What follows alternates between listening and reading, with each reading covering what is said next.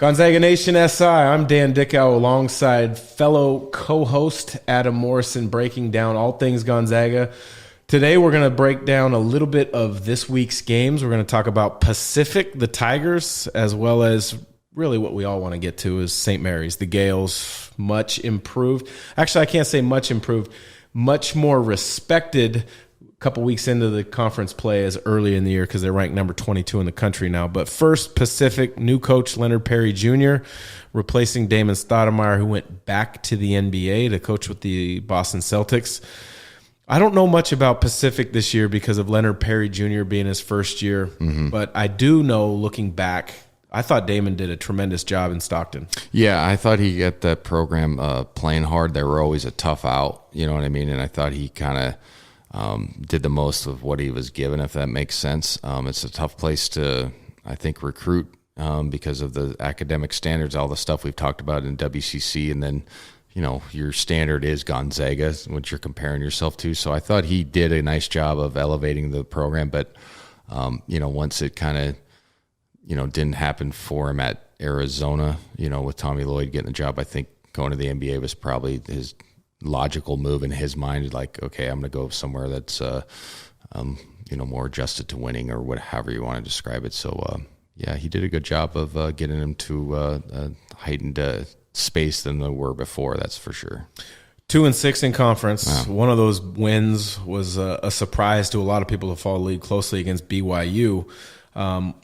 Without us knowing much about what Leonard Perry wants to implement, what would you expect from Pacific coming in on Thursday? Well, if they're following the same DNA as Damon Stoudemire, they're going to play hard. And I know that sounds funny, but there's teams that play hard and teams that don't. And you can see it right away, and it really does make a difference. Sometimes it's a 5 or 10 point swing if you just simply play hard and do kind of the little things. Now, then you get into how much better is your personnel, and then that's when the separation happens. But we've played teams, Tarleton State played really hard. Okay, yes. Then we had a battle. Remember, Texas Southern used to always come in and play us hard. We'd win by 20, but it'd be like, man, thanks, guys. You know, like, you guys play hard and run stuff. Like, thank you, getting us prepared. Yeah. Then you get some teams that come in and just lay an egg. I mean, it really is just like, guys are already checked out. They're ready for the offseason. So what I would expect is a team that plays hard and then a team that's going to play slow. You know, and that's just off the top of my head. Like, only one team has really tried to run with us, and it didn't go, as Pepperdine. And no disrespect to them, but I think all the coaches come in and looking at the game versus Gonzaga. It's like, okay, we don't have to completely redo our style, but we're going to get deep into the shot clock, and we're going to limit the number of possessions and try not to turn the ball over. So would be surprised if they tried to run with us. I wouldn't be surprised if they just slowed it down. Yeah, I would agree. I think you and I both have a same outlook of what to expect with Pacific on Thursday. That game will be on CBS Sports Network.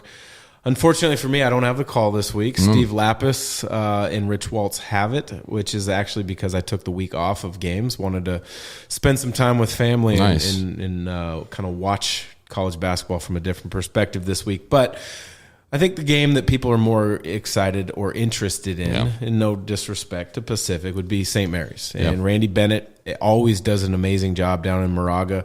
It's hard to believe he's been there about 20 years now. That program was awful before he took it over. I'm talking 3-4 win seasons. Now they're not at Gonzaga's level, but they are NCAA caliber team every single year. And they've won games in the NCAA tournament. They're currently ranked 22. They're a program that prides themselves on the offensive end with spacing and efficiency, but really where they've made a jump this year is defensively. When you look at their numbers, offensively, what sticks out to you to a St. Mary's basketball team that's good? Well, they're always very patient, like you mentioned. Their personnel is usually plug and play, and I know that's not a disrespect to their guys, but they always find similar wings. Their bigs are usually solid, kind of bruiser type, back to the basket, more old school. And then they usually have a ball centric point guard who's going to handle it a ton. Kuzi or whatever his name is that type of guard now, and they've had Dellavedova, Patty Mills. They've had a lot of good guards, but they kind of run everything through them. It doesn't mean they shoot all the time, but it's space the floor with a high pick and roll. not overly simple actions, but stuff that are kind of easy to predict. Yeah. But they get guys. It puts guys in their strengths. So against the Randy Bennett team, you have to play solid.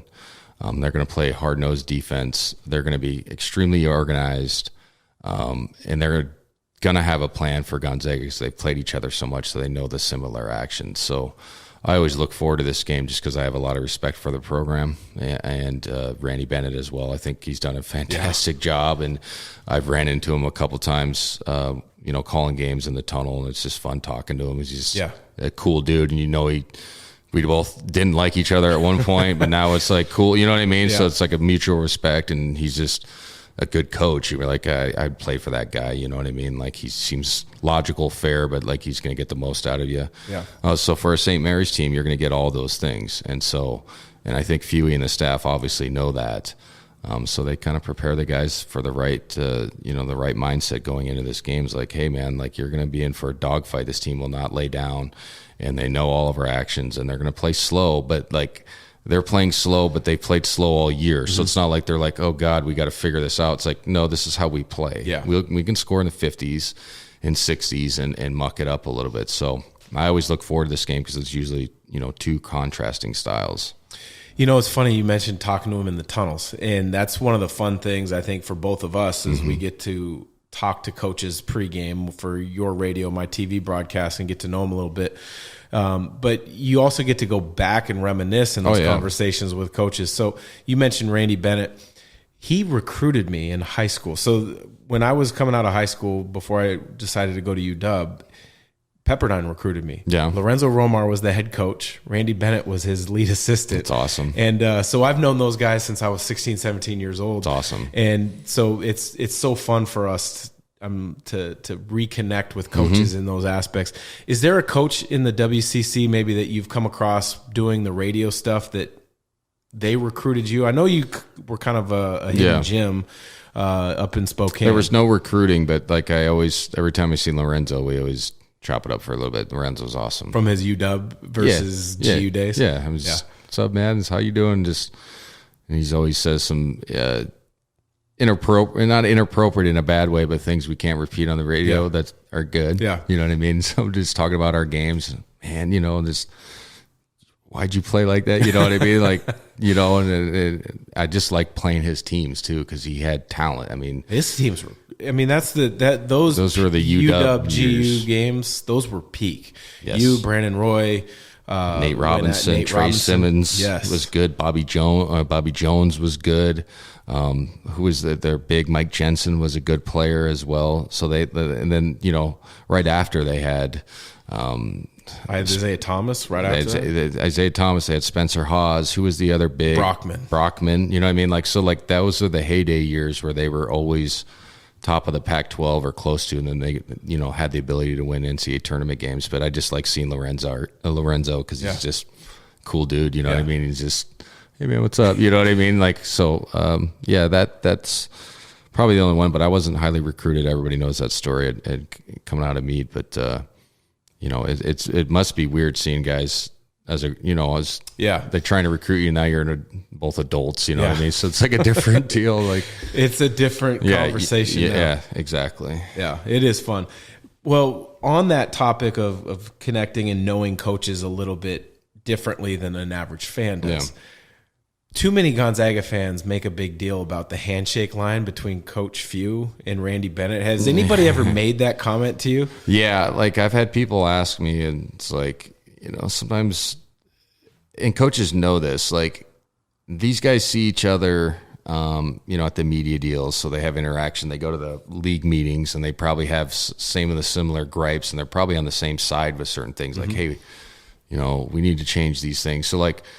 But they also know, like, at the end of a game, you're pissed off that you lost. Yes. So, like, we don't have to, like, have a love fest. But if you know that a guy does respect you, it's okay if he gives you a quick one. Yeah. But then if he doesn't, then that's when it becomes an issue. But that's the problem. The fans don't have no clue one way or the other. So, like, Randy used to kind of give Fewy a quick one, but, like, Coach Few knows like Randy, and they probably buddies. They are like, they talk all the time in the summer. Yeah, they talk all the time, and they probably have been like, hey man, we both finish in the top 2. Like we need a bye in the WCC tournament. Let's get on this together because we were finishing 1 and 2, and they've beaten us recently. Yeah. So let's not forget that. So yeah, to me, it's also funny too, though. Like, and if anybody's played sports at a certain level, usually when the winner's always like, oh man, you guys are so good. But then when they lose, you know what I mean? Mm-hmm. So like nobody wants to hear like, oh, you guys are so hard to beat. You know what I mean? Yeah. Like you're just like, we ran into Sam Scholl, me and Huddy coming out of the San Diego game waiting for an Uber. Like he was the last one to leave the gym, and we do an hour post game. So we're getting out there late, and he starts doing that. And we were kind of like, hey Sam, like you don't have to like, I just want to say what up, man. Yeah. You know what I mean? Like I know, like thanks, but like I don't coach. I don't have nothing to do with it, but like you guys are good too. Like, and I know you just got boat raced, so you don't have to like be like, you guys are great. Like, hey man, it's good to see you. You know what I mean? Like keep it up. You guys were 6-3 at the time. Like you got this team playing good, and it looks like you have good pieces. You know what I mean? So like keep it up, and I hope you're successful. So when the handshake line stuff happens, everybody's your best friend if they win. You're so hard to play against, and it's like. So my point is like, don't make such a big deal about it, because usually coaches, they know each other, and then they also know that the guy's pissed off that they just lost. Yeah, that's the thing to me is like, well, what's he supposed to do? Give him a hug? That's what I'm console him, like you're kind of alluding to. It's like the game's over, it's done. Yeah, like, that was one of the best things in COVID for youth basketball I've seen in a long time. You just give the wave and walk off the court, but it's like. I mean, I get the sportsmanship aspect of it, and I get for like the optics. Okay. But like, you don't have to do one where you just go and then like rip a guy's hand, but like nice game. And that's it. And like, I bet you after, and not like immediately after, but maybe a couple days later, be like, hey, nice game, coach.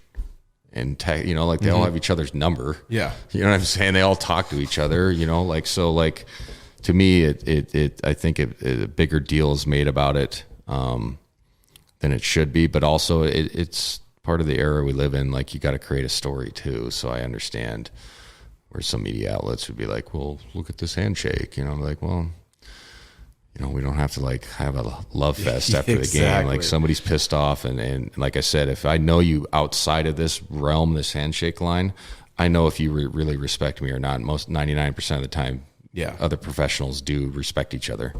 And so then it's fun though for fans to get worked out over a lot of things. And that, that's a great thing though, is the fact that Gonzaga does have passionate fans that will catch things like that. Mark Pope gives a quick one every time, but he just got boat raced by 30, and he's got a team that just lost 4 games in a row. Yeah. He wants to get back to the film session and figure things out. He just wants to get out of there. As quickly as possible. Yeah. So, I mean, it's like, is he a bad guy? No. Is he a jerk? No. Is he representing BYU in a bad light? No. He just lost 4 games. He's wondering if he's going to NCAA tournament. And, that's not like his job would be in jeopardy. But if that starts to snowball, then it would be. So to me, I'm always just like, man, who cares?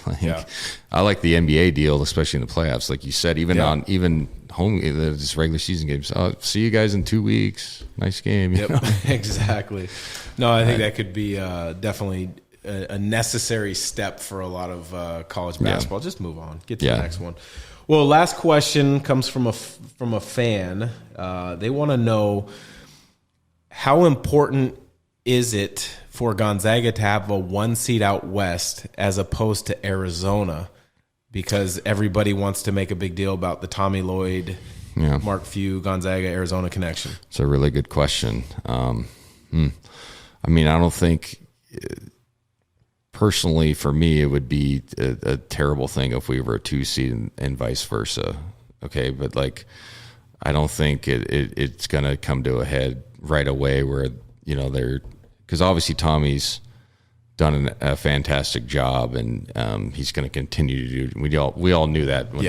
We all knew that. I thought sorry to interrupt, but I thought the goofiest thing was when all those former Arizona players who don't know Tommy and his background were like, "Oh, this is ridiculous. He's been an assistant coach." Well, you could be a tremendous assistant coach and just wait for the right job, which is what Tommy did. That's what he did. And so, I think Obviously, we want the number 1 seed, but I think either club would take it number 1 in whatever part of the country. I know that's kind of a cop-out, but I don't think it's like a vendetta thing. I don't know how to describe it, but like I don't think it's that big of a deal per se. Obviously, you could argue, okay, for recruiting down the road, travel for your fans, I get all that. That totally makes sense, but like we're still friends with Tommy Lloyd, so I don't know. To me, I'm like, if we got the number 1 seed in the East or wherever, I don't think it would be gut wrenching. I don't know how to describe that. No, it's a good question. I think the way I look at it is, as a follower, fan, former player of GU, I would love for them. I want them to be a 1 seed regardless. Yeah. I would prefer in the West so the fans could travel. Yeah. If Arizona somehow sneaks up and takes the 1 in the West, I'd be happy. I'd be happy for Tommy. Yeah. You know, what I don't want to see is us play 1, each other. 2 in the same region being the West. That's what the scare. That's the scare for me. Just on a friendship level. Yeah. And that's like the lower for Tommy Lloyd. Like he's built his life here. Yeah. And having to play your buddies is not fun. No. And people think it is. It's not. It's like, why don't you think we ever play Boise State? Yeah. You want to play your buddy Leon Rice. You know what I mean? And that would be an interesting one, though, to see Gonzaga against Boise State, because they're probably a tournament team. They are 18-3 or whatever, 19-3, and just had a tough loss against Wyoming as a tournament team as well. So yeah, but like it would just be an emotional thing. I think for Tommy, I'm 99% sure I'm right. Yeah, that it would just be like, please just don't let us play each other because it's just weird, And then like the familiarity of that is tough. I mean, it was weird playing John Jacobs at Baylor. Yeah. And he was only here for a couple of years, but we all loved John, you know what I mean? And he helped kind of change the perspective of analytics, adding analytics to our program. John Jacobs, assistant coach at Baylor, just give context, but he was here as basketball ops, but he kind of brought in the Fewey and those guys understood analytics, but he brought it to a different level. Like, hey, effective field goal percentage. You know what I mean? Like this has to be part of your plan. It doesn't have to be everything. You still coach and still make decisions based on your gut. But like there's certain pillars of winning basketball. If you look at professional ranks in Europe and in pros, like you have to do these certain things analytically. Yeah. And so that was weird. And then Rem Backamus was there. Now he's with Tommy. But like that's a weird deal because then you're like, you beat your buddy. Yay. Yeah. You just feel weird. Yeah. But then you're happy for your friend, but you're like, dang it, I don't like you right now. So that's a really good question, man. I don't really know what the right answer for that is because it'll feel weird either way. The 1-2 would be more scary. Now, if they got the 1 and we got it somewhere else, it'd probably be better. So you don't want to play each other. Yeah. Arizona is really good. I like Gonzaga's experience at the right spots more so than I like Arizona's, but Arizona's good. I think the biggest thing that I've seen with Arizona is their size, like across the board. Yeah. He's got Ballo playing pretty well too, and that's, I don't want to knock a kid too much, but that's a surprise to me. Yeah, I thought he was on the right path of improvement. But bigs take a longer time than guards typically. Yeah, and he was young and he was super raw, but yeah, I mean. Sometimes it takes a while for a player to click. And then, it sounds weird, but having a COVID year helps a kid like that. So he gets an extra year. And he's probably only 19 anyway. Yeah. And with 2 years being in, but only counting as 1, you get what I'm saying? I mean, I'm happy for the kid because a lot of people, Baby Shaq and all this stuff. It's like that's a hard nickname to live up to. I think it's an unfair nickname to live up to just because your body type, kind of puts you in that mode. And you're like, you want to watch young Shaq, even old Shaq, but young Shaq at LSU. Like, oh my gosh. People don't realize he was 7'2". Yes. And he could move. Like, okay, so let's calm down and, run and jump and was skilled and could handle the ball for that size. And so, yeah, I'm glad Ballo followed Tommy because that was his guy, and it's having some success right now.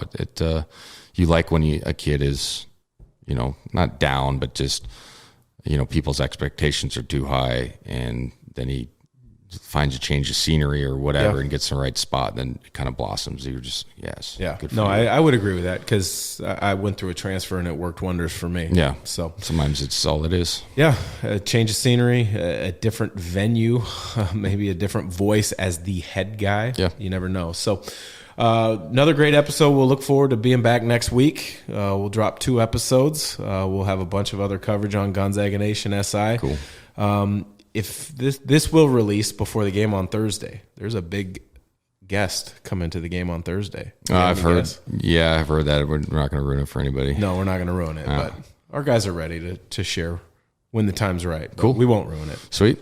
So for Gonzaga Nation SI, that is Adam Morrison. I'm Dan Dickau.